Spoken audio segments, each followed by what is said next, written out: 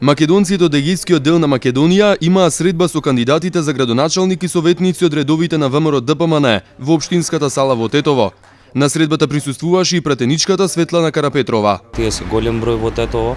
Јас се закажав лично оваа средба со нив за да ги слушнеме нивните проблеми и да видиме како утре како една власт на општина Тетово можеме да излеземе во пресрет на сите нивни потреби и за сите граѓани во Тетово, значи се подразбира за подобар живот на сите нас на овие простори. Потекнувам од семејство кој е повратник од егејските простори. Моето семејство лично се залагаше за сите права да ги остварат овде. Сега се уклучени во системот на државата, задоволни од ова третманот на нивната категорија. Сите права што треба да ги остварат им помагам како пратеник во Собранието на Република Македонија. Има резолуција донесена во однос на имотите.